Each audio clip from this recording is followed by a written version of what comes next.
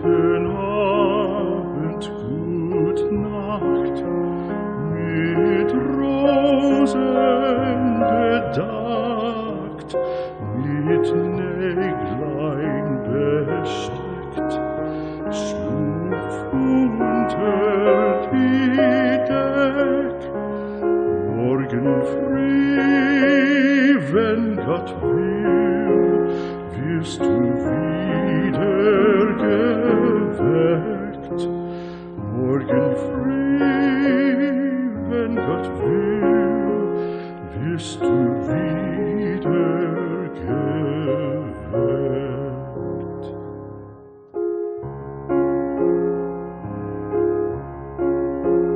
Guten Abend, gute Nacht, von Englein bewacht, die zeigen im Traum dir Christkindleins Baum. Schlaf nun selig und süß, schau im Traums Paradies. Schlaf nun selig und süß, schau im Traums Paradies.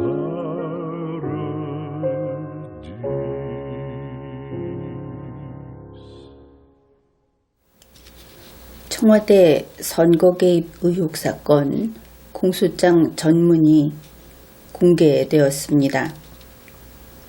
2020년 2월 7일 동아일보가 공개했는데, 언론사로서 동아일보는 의미 있는 일을 했다, 그렇게 평가합니다. 먼저 이 공소장 전문을 다 읽어보고서 총평을 이야기하고자 합니다. 이런 경우를 생각해 봅시다. 도둑 A씨가 있습니다. 그가 자동차를 타고 자동차를 운전해서 달아나는 중입니다. 이렇게 생각을 해보기로 하죠. 도봉구에서 출발을 해서 종로를 지나고 용산을 지나고 반포를 지나서 역삼동으로 가고 있다, 이렇게 생각을 해봅시다. 그러면은 도둑의 마음은 한시라도 빨리 이곳을 벗어나고 싶겠죠. 목적지까지 도달하는 게 목표일 테니까. 그러나 자동차라고 하는 것은 교통신호에 따라야 하는 겁니다. 가다 보면 반드시 빨간불을 만나게 되고 교차로에 멈추게 되고 이렇게 되는 것이죠. 그런데 이 도둑 A씨는 이상하게도 도봉구에서 역삼동에 갈 때까지 이 사람이 가기만 하면 빨간불이 초록불로 바뀌는 것처럼 연속 초록불만 있었다. 이렇다면 어떻겠습니까? 이것이 자연스럽게 우연히도 그럴 수 있습니까? 서울 시내를 한번 통과해 본 사람이라면은 이런 일은 있을 수 없다 하는 것을 누구라도 알 것입니다. 그런데 여기에서 놓쳐서는 안 될 장면이 있습니다. 평일 근무 시간에 바로 이 A씨의 자동차 바로 뒤에 청와대 문재인 씨가 하얀색 오토바이를 타고 시종일관 쫓아가고 있는 겁니다. 오토바이를 문재인 씨 체력으로 탈 수 있을지는 모르겠지만 아무튼 그렇다고 합시다. 그러면 사람들은 납득하겠죠. 그래서 처음부터 끝까지 초록불만 보면서 달릴 수 있었구나. 도둑 A씨는 이렇게 이야기를 할 겁니다. 문재인 정권, 청와대 그리고 더불어민주당이 2018년 6.13 지방선거를 앞두고 무슨 이야기를 했던가 우리 국민들은 똑똑히 기억하고 있습니다. 그들 친여권 여기저기에서 청와대에서 6.13 지방선거는 완승을 거두겠다. 이렇게 공공연히 큰 소리를 쳤습니다. 민주당 30년 집권설, 이 목소리가 아직 제법 크게 울려 나오던 그런 때였죠. 이런 것을 생각하면서 당시의 상황을 좀 판단을 해봅시다. 전통적으로 새누리당, 그리고 이제 지금은 자유한국당이라는 당명을 지닌 그 정당이 흔히 부울경이라고 이야기하는 부산, 울산, 경남 지역에서는 그 지역에서 든든하게 지지를 받아왔죠. 그러니 더불어민주당이 이렇게 완승을 거두기 위해서는 그 지역에서 지선에서 승리를 해야 하는 것이다. 바로 더불어민주당이 빼앗고자 하는 목표가 부울경이다.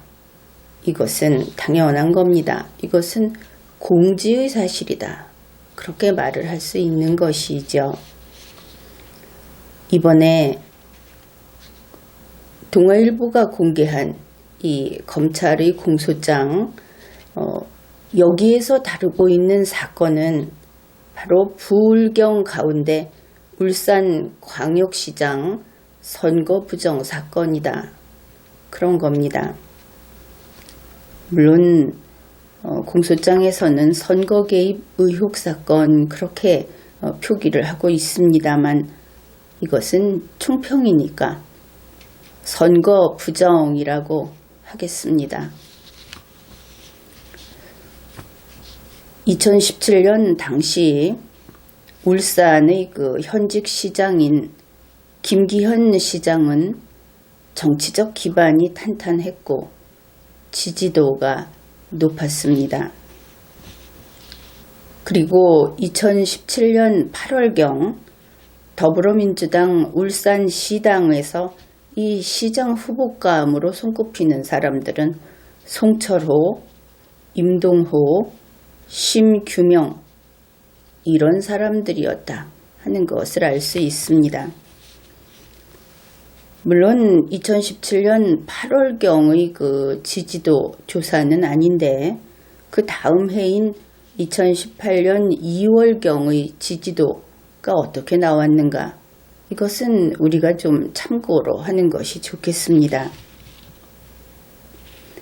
2018년 2월 3일 한국갤럽의 조사는 김기현 씨가 40%, 송철호 씨가 19.3%가 나왔습니다. 그리고 이제 지역에서 조사한 그 지역의 조사는 조금 여러 가지 기준도 다르고 그렇겠죠.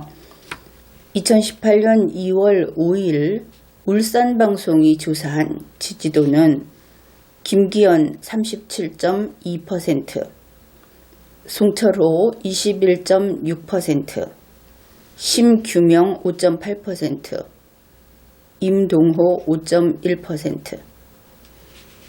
그래서 이 민주당 측의 후보가 될 만한 사람들 중에서 지금 보면 그 지지율이 송철호 씨가 좀 낮다, 이것을 알 수 있죠.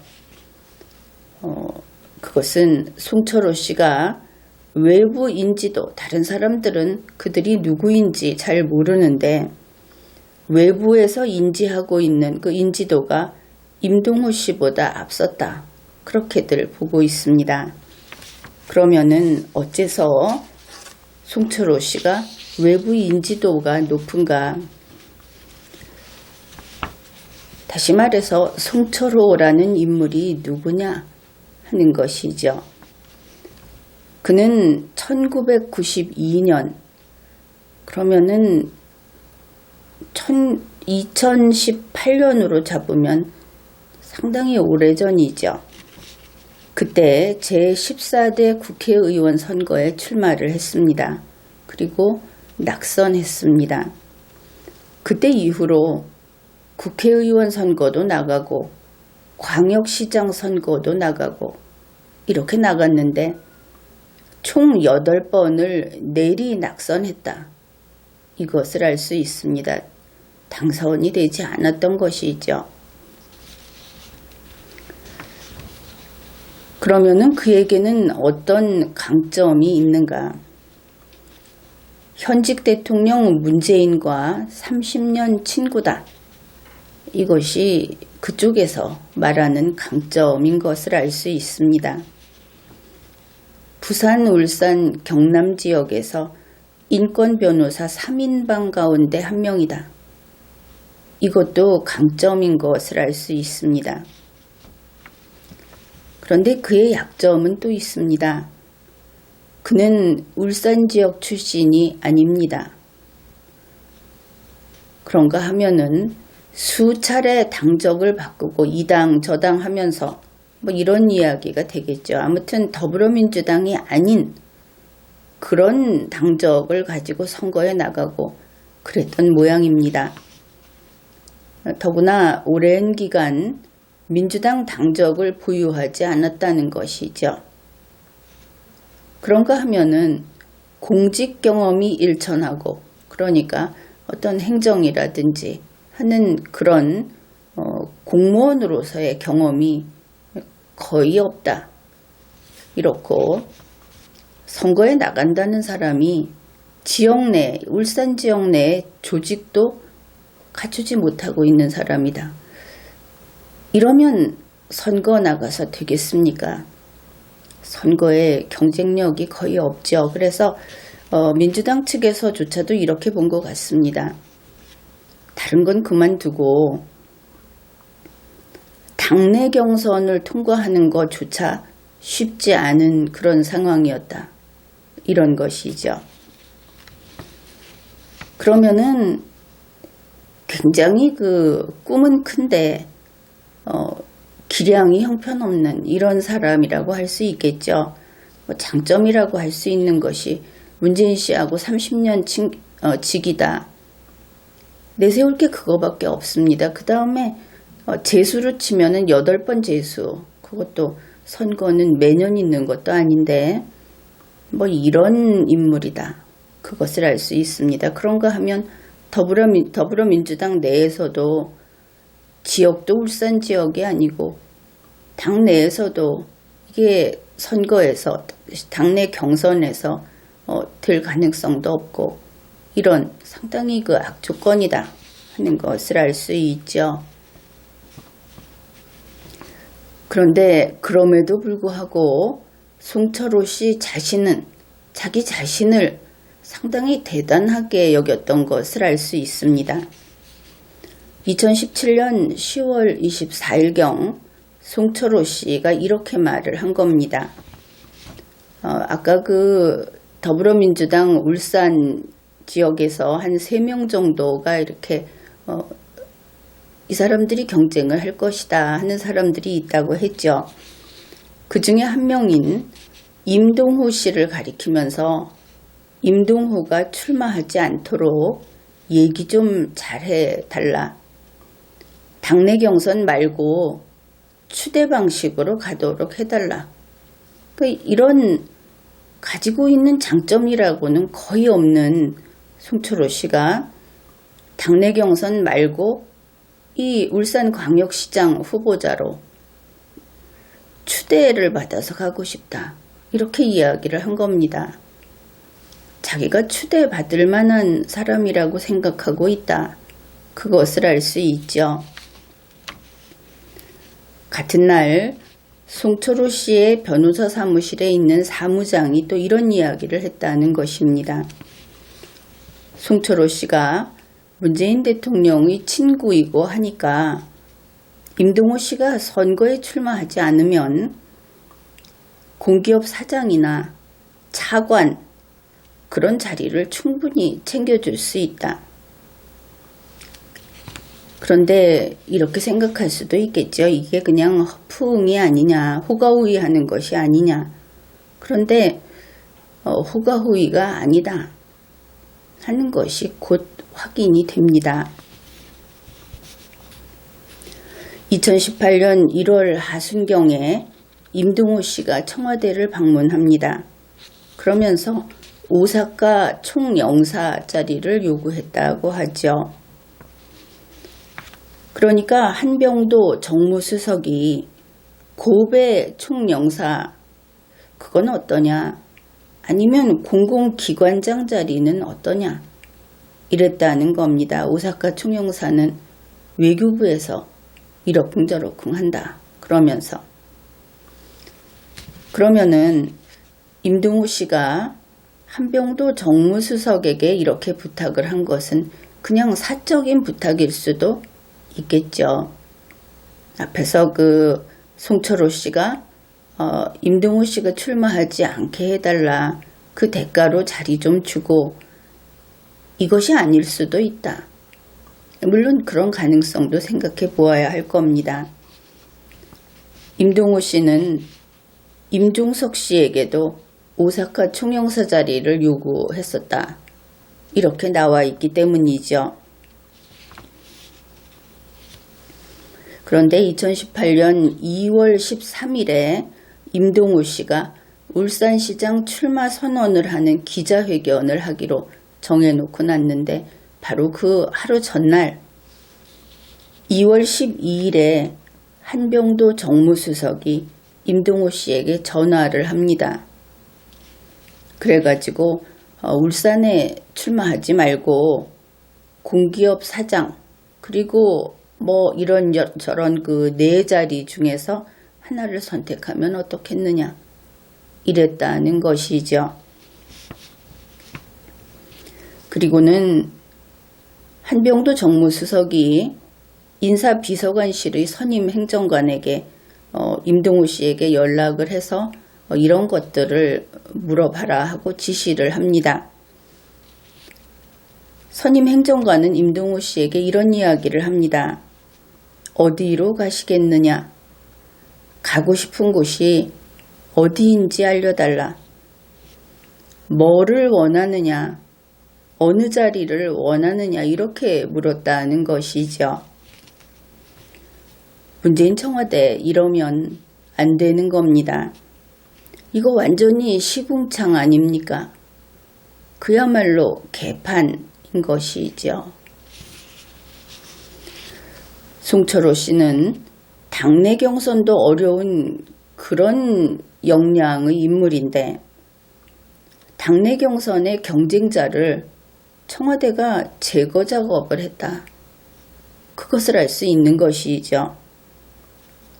여기에서 우리가 의문이 생깁니다.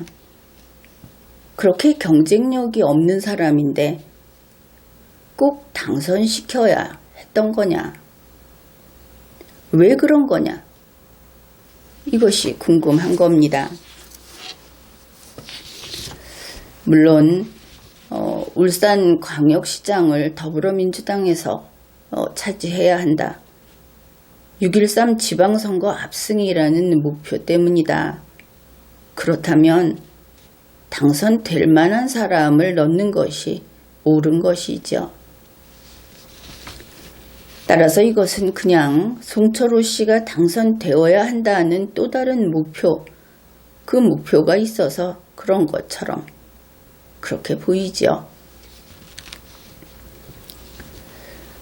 이번 공소장의 총평은 그래서 이렇게 말을 할 수 있겠습니다. 이 사건은 송철호 당선시키기 선거 프로젝트다. 그것도 부족한 부분을 채워준 것이 아니고 그냥 무조건 당선시키기 그런 선거 작전을 수행한 거다. 청와대가 하나에서 10까지 다 관리했다. 이렇게 판단을 했습니다. 그러면은 청와대는 무엇을 했는가? 이제 공소장의 내용을 대략 훑어보기로 하죠. 이 공소장에는 아라비아 숫자로 1번부터 8번까지 순서대로 글이 작성이 되어 있습니다. 첫째, 청와대는 당내 경선 경쟁자를 제거해주기, 이런 것을 했다. 바로 임동우 씨 처리 부분이 될 것이고, 공소장에서는 숫자 8번에 해당되는 내용입니다.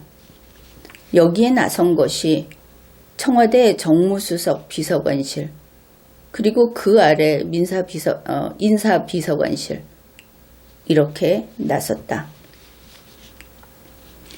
그 다음에 둘째, 이제는 진짜 경쟁자인 김기현 시장 치워주기, 제거해주기, 이렇게 되겠죠. 이것은 공소장에서 3번에서 그것을 기록하고 있습니다.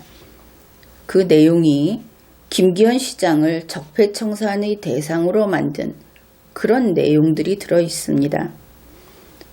여기에는 청와대 국정기획상황실, 조국 민정수석 비서관실, 민정수석 밑에 민정비서관실, 여기에는 백원우, 문혜주, 이광철, 또 반부패 비서관실 박형철, 그 다음에 저 밑에 울산경찰청장 황운하, 이렇게 바로 3번 내용을 김기현 시장 치워주기, 여기에 동원됐다. 그것을 알 수 있습니다. 물론 다른 그 빠진 번호에서는 황운하 청장이 주도해서 김기현 시장 치워주기를 아주 세밀하고 그리고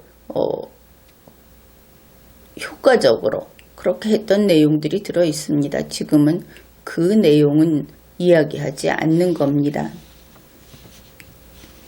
그 다음에 세 번째,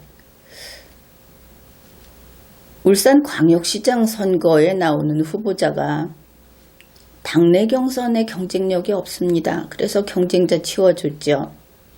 그 다음에 본선에서 싸울 상대방하고 싸울 힘이 없습니다. 그래서 상대방 힘을 꺾어줬습니다. 그리고 이 세 번째는 선거에 나오는 후보자가 자기 공약이 있어야 할 거 아닙니까? 그런데 공약, 그거 지원해 줬습니다. 도대체 이 사람은 뭘 갖고 나온 것인가? 그런 생각을 하게 되죠. 그 광역시장 선거의 공약을 지원해 줬는데 이것은 공소장 5번 부분에 있습니다. 어떤 일이 있었는가부터 간단히 소개를 하죠. 이 본인인 송철호, 그 다음에 송병기, 더불어민주당 당대표실의 부국장, 이 사람들이 2017년 10월 11일경 삼청동 식당에 가서 청와대 사람을 만납니다. 청와대 균형발전 비서관실의 선임행정관 장환석을 만나는 것이죠. 이 공약 지원에는 청와대 균형발전 비서관실이 동원이 됐다, 이런 겁니다. 장환석이 이런 이야기를 합니다. 문재인 씨의 대선 공약인 공공병원을 추진하는 것이 유리할 것이다. 민선 7기에, 그러니까 이제 송철호 씨가 당선이 되면 그 송철호 씨의 실적으로 공공병원을 가져가야 하지 않겠는가. 그러면서 공공병원 공약 수립 방향까지 알려줬습니다. 이와 관련된 것이 바로 산재모병원이라는 것입니다. 박근혜 전 대통령 때 공약으로 들여왔던, 그래서 계속 예비적 타당성 조사를 하고 있었는데 아마도 수익성이나 이런 데서 어려움이 있었던 것을 알 수 있죠. 그래서 이 산재모병원이라는 것을 이제 그 예비적 타당성 조사에서 이걸 탈락시키고 문재인 씨가 대선 공약으로 삼았던 그 공공병원을 추진할 그런 계획이 있었다는 것을 알 수 있죠. 그러나 이것이 문재인 씨가 공약으로 제시하고 보궐대통령으로 당선이 되고 나서도 계속 예비적 타당성 조사를 하고 있었다는 것은 이것이 폐기되지 않았다. 그것을 알 수 있죠. 결국 문재인 씨의 대선 공약 중에 하나를 송철호 씨에게 줘서 그가 이 공공병원 공약을 들고 나오게 됐다. 그가 이야기를 하고 나서 산재모 병원의 예비적 타당성 조사 탈락을 발표했다. 이 순서는 대단히 중요하다. 그렇게 보겠습니다. 이 산재모 병원 쪽을 추진하던 것이 그 경쟁자인 김기현 시장 쪽인데 그에게 타격을 주려면 언제 이것이 탈락되면 좋겠습니까? 선거에 임박해서 탈락됐다. 당신 공약은 깨진다. 이렇게 되면 타격이 크겠죠. 이 예비적 타당성 조사 발표가 그보다 더 일찍 되기로 됐다고 하죠. 더 일찍 결과가 나왔으니까. 그런데 이것을 연장을 했다는 겁니다.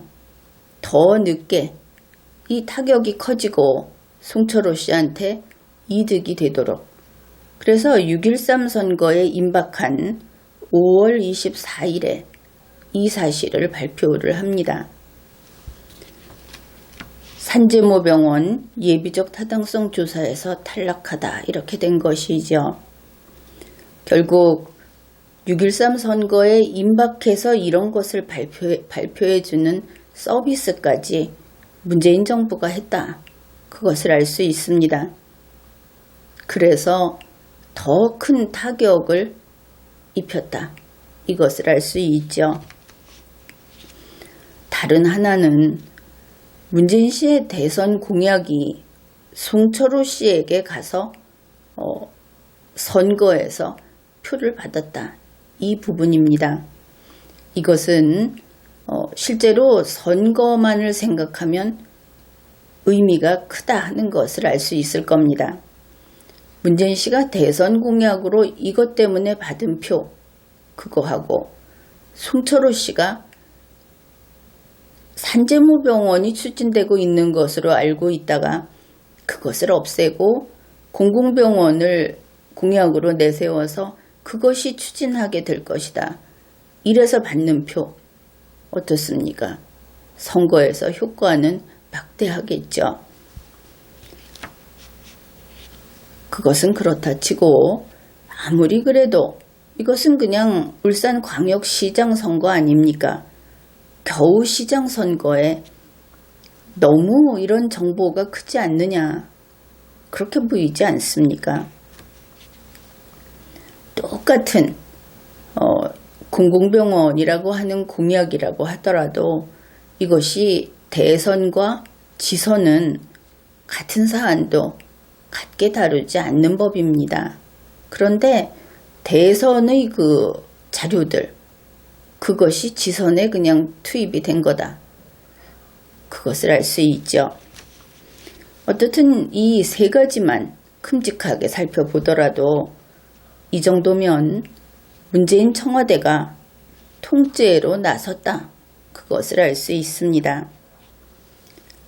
송철호 씨에게 밥을 주는 정도가 아니고 문재인 청와대가 둘러싸고 직접 밥을 씹어서 먹여줬다. 그냥 만들어줬다. 나는 그렇게 평가를 합니다. 이번 청와대 선거 개입 의혹 사건 공소장. 청와대 선거 부정 사건이라고 부르고 싶은 그런 사건의 공소장. 여기에 검찰의 말이 서두에 나와 있습니다. 그것을 두 달락만 소개를 하겠습니다. 이것은 검찰의 말입니다. 국가기관이나 공무원이 스스로를 특정 정당이나 특정 정치 세력과 동일시하거나 국가기관이나 공무원이 스스로를 특정 정당이나 특정 후보자의 편에서 선거에 유리하거나 불리하도록 영향을 미치는 행위를 하여서는 아니 된다. 이것은 좀 풀어놓기는 했지만 법조문을 그냥 이야기한 겁니다. 두 번째, 특히 대통령이나 대통령의 업무를 보좌하는 공무원에게는 다른 공무원보다도 선거에서의 정치적 중립성이 더욱 특별히 요구된다. 이것 역시 법조문을 옮겨놓은 것이죠.